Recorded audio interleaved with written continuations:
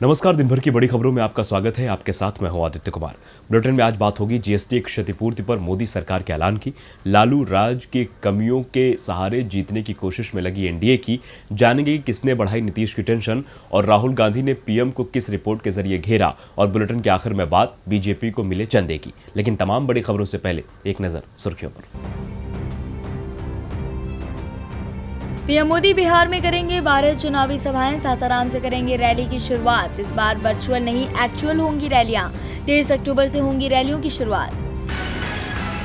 सरकार ने दी कारोबारियों को राहत, डिस्पेंसर पंप वाले सैनिटाइजर के निर्यात से हटी रोक। अब सभी तरह के सैनिटाइजर का होगा निर्यात। मार्च में सरकार ने लगाया था निर्यात पर बैन। नीट 2020 की फाइनल आंसर की हुई जारी। एनटीए की आधिकारिक वेबसाइट पर चेक कर सकते हैं अभ्यर्थी। डायरेक्ट लिंक से आंसर की कर सकते हैं डाउनलोड। दिनेश कार्तिक ने छोड़ी कोलकाता नाइट राइडर्स की कप्तानी। इवोन मोर्गन को बनाया गया टीम का नया कप्तान। बल्लेबाजी पर ध्यान केंद्रित करने और टीम की बेहतरी के लिए लिया फैसला। शेयर बाजार में लौटी रौनक। सेंसेक्स 254 अंक की बढ़त के साथ 39,982.9 पर बंद हुआ। वहीं निफ्टी 82 अंक की बढ़त के साथ 11,762 पर बंद हुआ। सुर्खियों के बाद अब बात आज की सबसे बड़ी खबर की। केंद्र सरकार ने खजाना खाली होने की दलील देकर राज्यों को जीएसटी की क्षतिपूर्ति का भुगतान रोक दिया। राज्य ने जब दबाव डाला तो केंद्र ने पैसे देने की जगह 2 विकल्प सुझा दिए और राज्यों को उधार लेने के लिए कहा। यानी केंद्र अपनी जिम्मेदारियों से पीछे हट रहा था। और आज इसी मुद्दे पर चर्चा के लिए हमारे साथ मौजूद है राजीव जी। राजीव जी, स्वागत है आपका। लेकिन चर्चा शुरू करने से पहले ये रिपोर्ट देखिए। स्वास्थ्य मुसीबत के बीच केंद्र सरकार के फैसलों ने देश की अर्थव्यवस्था को जबरदस्त नुकसान पहुंचाया है। वैसे अर्थव्यवस्था तो पहले ही मुश्किल में फंसती दिख रही थी, रही सही कसर स्वास्थ्य मुसीबत ने पूरी कर दी। इस साल की पहली तिमाही में तो अर्थव्यवस्था 23.9% लुढ़क गई। जीएसटी कलेक्शन में 2.35 लाख करोड़ रुपए के घाटे का अनुमान लगाया जा रहा है। अर्थव्यवस्था लुढ़कने का सीधा असर जीएसटी कलेक्शन पर पड़ा। राज्यों ने जब जीएसटी में से अपना हिस्सा मांगा तो केंद्र की जीएसटी क्षतिपूर्ति देने से ये कहते हुए मना कर दिया कि उनका खजाना खाली है। सरकार ने राज्यों को 2 विकल्प दिए थे। पहले विकल्प के रूप में राज्य आरबीआई द्वारा उपलब्ध कराई जाने वाली विशेष सुविधा के जरिए 97,000 करोड़ रुपए कर्ज ले सकते हैं। कुछ राज्यों की मांग के बाद 97,000 करोड़ रुपए की इस राशि को बढ़ाकर 1.11 लाख करोड़ रुपए कर दिया गया था। जबकि दूसरे विकल्प के रूप में राज्यों को बाजार से 2,35,000 करोड़ रुपए का कर्ज लेने की बात कही गई थी। यानी दोनों ही मामलों में कर्ज राज्यों को ही लेना था। लेकिन गैर बीजेपी शासित अधिकांश राज्य इन दोनों ही विकल्पों पर तैयार नहीं थे। इसके बाद अब केंद्र सरकार ने तय कर लिया है कि वो बाजार से उधार लेकर राज्यों के जीएसटी के नुकसान की क्षतिपूर्ति करेगी। इस काम के लिए केंद्र सरकार बाजार से 1,10,000 करोड़ रुपए का कर्ज लेगी। केंद्र के फैसले के बाद अब लगता है कि जीएसटी को लेकर जो विवाद चल रहा था वो निपट जाएगा। राजीव जी, जिस समय मोदी सरकार ने देश में जीएसटी कानून लागू किया था तब साफ कहा था कि 5 सालों तक केंद्र सरकार राज्यों को जीएसटी के राजस्व में होने वाले नुकसान की भरपाई करेगा। लेकिन अब राज्यों से कहा गया कि वो उधार ले लें।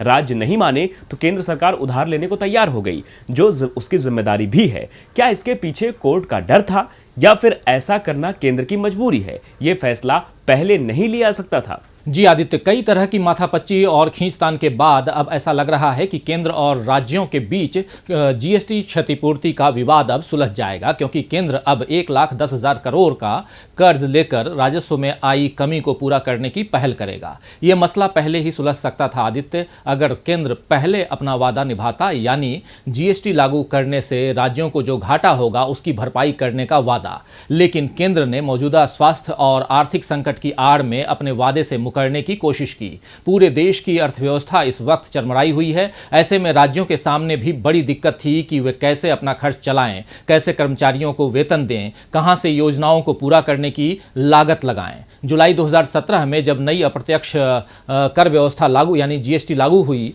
तो राज्यों ने इसे इस शर्त पर स्वीकार किया था कि राजस्व संग्रह में किसी भी प्रकार की कमी होने पर उसकी भरपाई अगले 5 साल तक केंद्र सरकार करेगी। लेकिन अभी इस कमी को पूरा करने के लिए बाजार से कर्ज लेने का विकल्प राज्यों को दिया गया था। 21 राज्यों ने कर्ज लेने के 2 विकल्प में से पहले विकल्प का चयन किया था, लेकिन कांग्रेस, वाम दल और तृणमूल कांग्रेस शासित राज्य सरकारों ने कर्ज लेने का कोई भी विकल्प स्वीकार नहीं किया था। केंद्र के साथ आदित्य ये विवाद बढ़ता जा रहा था, तब जाकर सरकार ने 1,10,000 करोड़ रुपए का ऋण लेने को लेकर विशेष व्यवस्था की पेशकश की है। उम्मीद की जानी चाहिए आदित्य कि अब ये विवाद जो है वो सुलझ जाना चाहिए और केंद्र की इस पहल के बाद अब राज्यों के रुके हुए काम और आगे बढ़ेंगे। लेकिन ये मसला हमारे लिए एक उदाहरण भी है, ये याद रखने के लिए है कि जब केंद्र और राज्यों में समन्वय या सही तालमेल नहीं होता है तो कैसे इसका गलत प्रभाव देश पर पड़ता है। केंद्र सरकार अपनी मनमानी हर जगह चलाती है, जीएसटी क्षतिपूर्ति में भी उसकी यही कोशिश रही,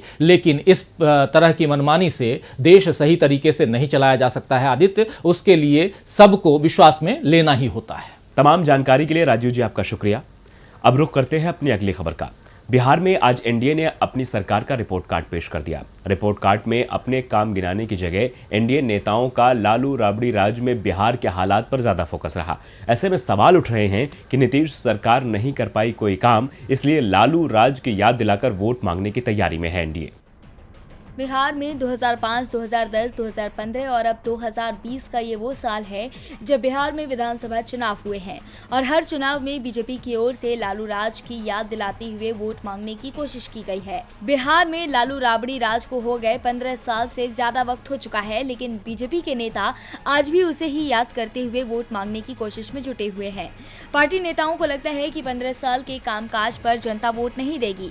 आज पटना में एनडीए की ओर से प्रेस कॉन्फ्रेंस आयोजित हुई, जिसमें एनडीए नेता ने अपने सरकार की सफलता गिनाने की जगह लालू राबड़ी राज की सफलताएं गिनाने लगे। जेडीयू नेता संजय झा ने कहा कि प्रदेश में हमेशा से जाति के नाम पर वोट मांगा गया, लेकिन नीतीश कुमार ने इसे बदला है।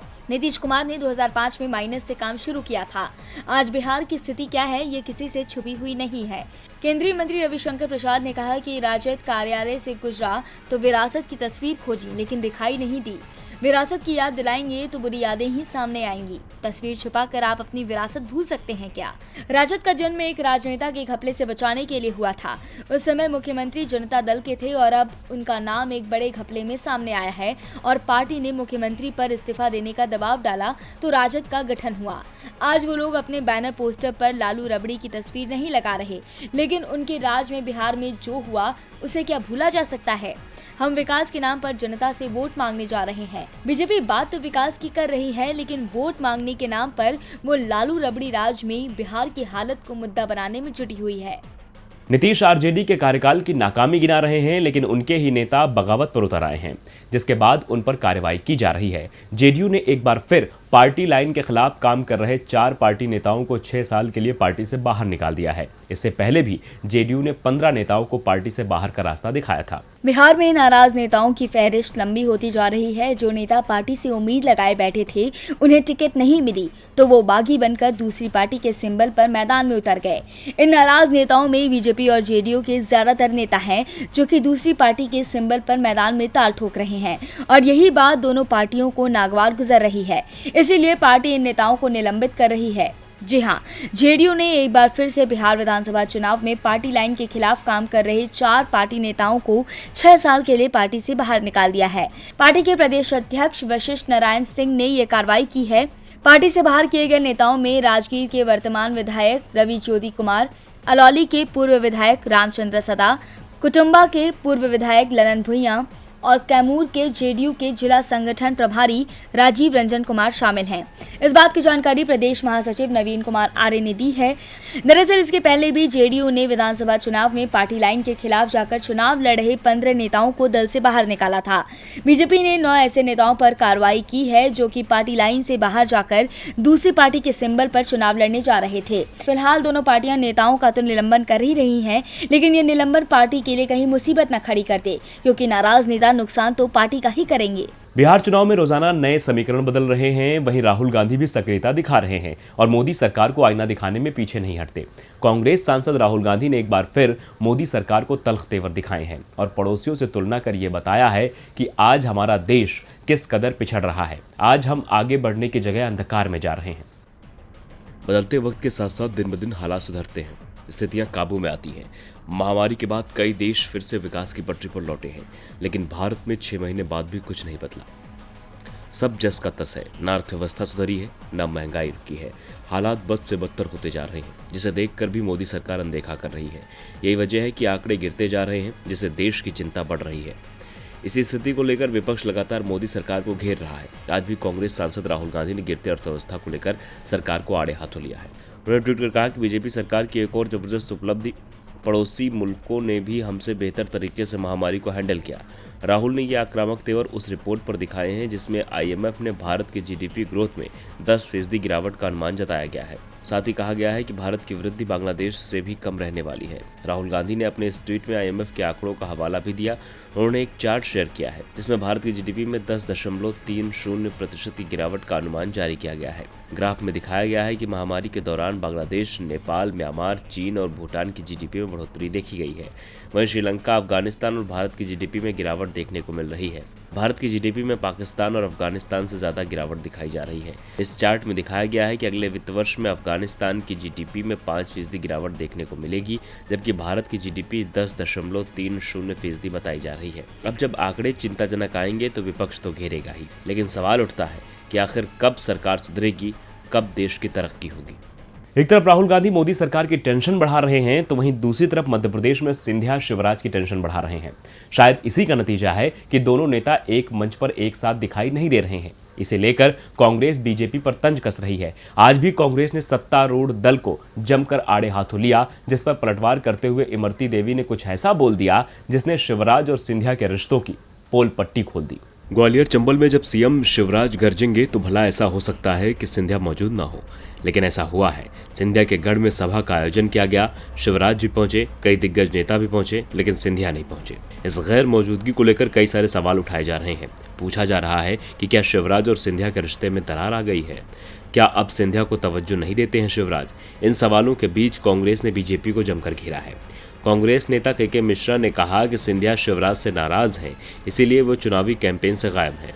वहीं कांग्रेस के आरोपों पर मंत्री इमरती देवी का कहना है कि बीजेपी के पास नेताओं की फौज है, जरूरी नहीं है कि हर सभा में हर कोई आए, सब लोग अपनी अपनी जिम्मेदारी का निर्वहन कर रहे हैं। कांग्रेस के पास तो केवल कमलनाथ अकेले नेता हैं। इमरती देवी ने कांग्रेस के आरोपों पर गोलमोल जवाब तो दे दिया, लेकिन एक बार भी ये नहीं कहा कि शिवराज और सिंधिया के रिश्तों में कोई कड़वाहट नहीं है। इसके बाद से ही अटकलें लगाई जा रही हैं। दोनों नेताओं के बीच सब कुछ ठीक नहीं चल रहा है। इसकी वजह वर्चस्व की जंग है। एक तरफ शिवराज खुद को ऊपर दिखाना चाहते हैं, दूसरी तरफ सिंधिया अपने आप को कम नहीं समझते हैं, इसीलिए खटपट के सुर सुनाई दे रहे हैं। अब देखना होगा कि क्या आने वाले दिनों में सब कुछ सुलझ पाता है या फिर वर्चस्व को लेकर मनमुटाव और बढ़ता है। शिवराज और सिंधिया के रिश्तों की पोल खुली। वहीं एक रिपोर्ट के जरिए खुलासा हुआ है कि पूर्व PM मनमोहन मौन नहीं थे, बल्कि PM मोदी ज्यादा मौन रहते हैं। बीजेपी ने पूर्व प्रधानमंत्री मनमोहन सिंह को मौन कहकर अक्सर उनका मजाक उड़ाया था, लेकिन राज्यसभा के आंकड़े PM मोदी की पोल खोलते हैं और बताते हैं कि मौनी मनमोहन नहीं बल्कि PM मोदी हैं। तो क्या कहती है रिपोर्ट और कैसे उच्च सदन में PM हुए खामोश, देखिए इस स्पेशल रिपोर्ट में। PM मोदी वाक्पटु हैं। वो इतिहास में झांकते झांकते भविष्य तक पहुंच जाते हैं, लेकिन उन्हें जहां जाना चाहिए, जहां बोलना चाहिए, मोदी वहां नहीं बोलते हैं। समूचा देश इंतजार में रह जाता है कि कुछ तो कहो सरकार, सड़क पर नहीं सदन में मुद्दों पर बोलो सरकार। लेकिन रैलियों में गरजने वाले, विपक्ष को घेरने वाले मोदी लोकतंत्र के मंदिर में जनता के मुद्दों पर कुछ नहीं कहते हैं, उल्टा मनमोहन को मौनी बोलते हैं। एक अंग्रेजी अखबार की रिपोर्ट में कहा गया है कि अगले 6 साल के कार्यकाल के दौरान PM मोदी ने संसद को अब तक सिर्फ 22 बार संबोधित किया है। बड़ी बात यह है कि पूर्व प्रधानमंत्री मनमोहन सिंह ने अपने 10 साल के कार्यकाल में संसद को 48 बार संबोधित किया था। तब गुजरात के CM रहे नरेंद्र मोदी ने उन्हें मौन मोहन कहा था। वहीं अटल बिहारी वाजपेयी ने 6 सालों में 77 बार सदन को संबोधित किया था। करीब 2 साल के लिए PM रहे HD देवगौड़ा ने PM मोदी से ज्यादा बार संसद को संबोधित किया। लेख के मुताबिक संसद को नजरअंदाज करके मोदी सरकार अध्यादेश का रास्ता अपनाती है। मनमोहन सरकार की तुलना में मोदी सरकार हर साल औसतन 11 अध्यादेश लेकर आई। वहीं मनमोहन सरकार हर साल औसतन 6 अध्यादेश लेकर आती थी। मोदी सरकार में संसदीय समिति में भी बिल भेजने की रवायत कम हो गई। ये रिपोर्ट बताती है कि लोकतंत्र के मंदिर में मोदी सरकार केवल अपनी मनमानी चलाती है, विपक्ष की आवाज दबाती है, मोदी की खामोशी ही सारे काम को अंजाम दे जाती है। ऐसे में तो यही कहा जाएगा कि मौन मनमोहन नहीं मोदी है। और बुलेटिन के आखिर में बात बीजेपी को मिले चंदे की। देश की राजनीतिक पार्टियों को जितना चंदा मिलता है उससे तो कोई बड़ी योजना शुरू की जा सकती है। जी हां, एसोसिएशन फॉर डेमोक्रेटिक रिफॉर्म्स यानी ADR की रिपोर्ट में खुलासा हुआ है कि बीजेपी को इस बार सबसे ज्यादा चंदा मिला है। एक रिपोर्ट के जरिए समझिए। बीजेपी के पास इस वक्त पैसों की कोई कमी नहीं है, क्योंकि बीजेपी के फंड में इस वक्त खूब बढ़ोतरी हो रही है। जी हाँ, बीजेपी को इस वक्त सबसे ज्यादा चंदा मिल रहा है। दरअसल एसोसिएशन फॉर डेमोक्रेटिक रिफॉर्म्स यानी कि ADR ने वित्त वर्ष 2018 और 19 के अलग अलग प्राइवेट कंपनियों और उनके मालिकान द्वारा दिए गए राजनीतिक चंदे को लेकर रिपोर्ट तैयार की है। ADR रिपोर्ट में बताया गया है कि बीजेपी को वर्ष 2018-19 में सबसे ज्यादा राजनीतिक चंदा प्राप्त हुआ है। बीजेपी के बाद कांग्रेस दूसरे नंबर की पार्टी है, जिसे 2018 से 19 में सर्वाधिक कॉर्पोरेट चंदा मिला है। कॉर्पोरेट और उद्योग घरानों में से 2018-19 के दौरान 8,076 करोड़ रुपए का चंदा राजनीतिक दलों को दिया गया है, जिसमें बीजेपी को इनमें सबसे ज्यादा चंदा मिला है। भारत निर्वाचन आयोग द्वारा सार्वजनिक किए गए आंकड़ों के हवाले से कहा गया है कि बीजेपी को 698 करोड़ रुपए मिले हैं। वहीं दूसरे नंबर पर मौजूद कांग्रेस को 122.5 करोड़ रुपए मिले हैं। सभी राजनीतिक दलों को एक वित्त वर्ष में 20,000 रुपए से ज्यादा के चंदे और दानदाता के बारे में चुनाव आयोग को जानकारी देनी होती है। इसी के तहत किए गए चंदे से जुड़े डाटा का विश्लेषण करने के बाद भारतीय चुनाव आयोग व एसोसिएशन फॉर डेमोक्रेटिक रिफॉर्म्स ने रिपोर्ट सार्वजनिक कर दी है। बीजेपी को 1,573 कॉर्पोरेट दानदाताओं से चंदा मिला है। 5 राष्ट्रीय दलों में बीजेपी को सबसे ज्यादा यानी कि 698 करोड़ रुपए का चंदा मिला है, जिसके बाद कांग्रेस को 122 कॉर्पोरेट दानदाताओं में से 122.5 करोड़ रुपए का कुल चंदा मिला, यानी कि चंदे के मामले में बीजेपी सबसे ज्यादा आगे है। दिन भर की बड़ी खबरों में फिलहाल आज के लिए इतना ही। देखते रहिए DV लाइव। नमस्कार।